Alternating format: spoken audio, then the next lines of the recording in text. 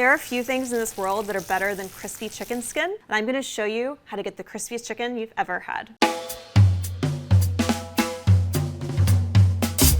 What we want is tender, juicy meat with a really golden brown, crispy, almost crackly skin on top. How are we gonna get there? We're gonna season the chicken in advance. We're gonna pat it dry before cooking, and stay with me. We're gonna start it in a cold pan, and then we're gonna transfer it to the oven.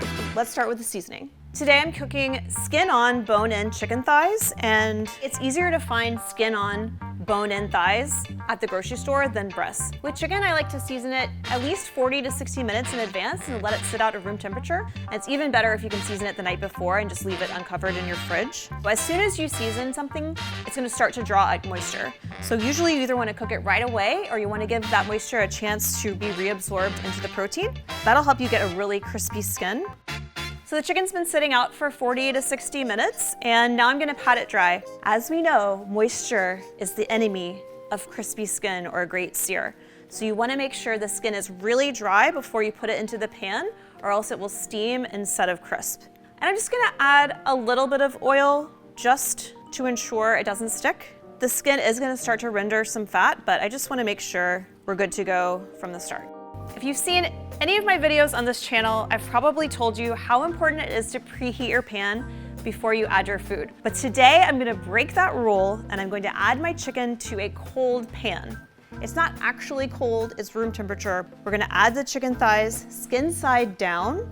And the reason why we're doing that is because chicken skin has a ton of fat in it. And once I turn the heat on to medium, it's gonna start to melt the fat and slowly render the skin until it's super crispy and delicious. The reason why I chose this 5-ply stainless clad pan is because it has really great heat conduction and really even heat distribution. So that's gonna give me that beautiful end-to-end golden brown skin that I'm looking for, and it's gonna help to cook the chicken through evenly. Okay, I'm gonna flip all of them skin side up, and then we're gonna transfer them to a 400-degree oven to finish cooking.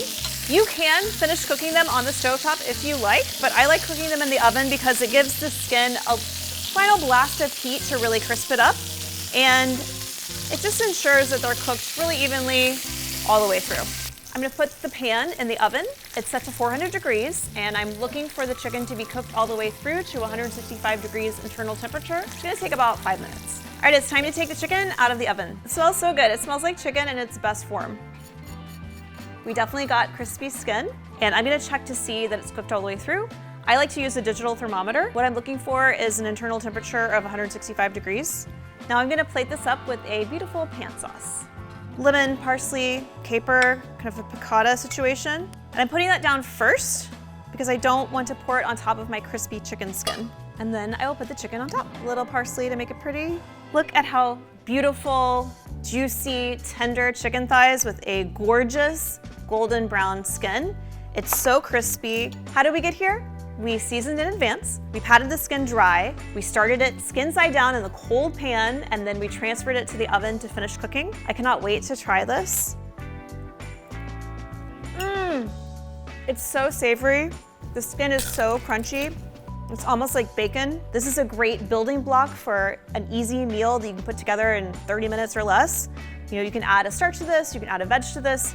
Let me know what you like to serve it with. Let me know in the comments if you have any questions. I'm Rhoda from Made In, and I'll see you next time.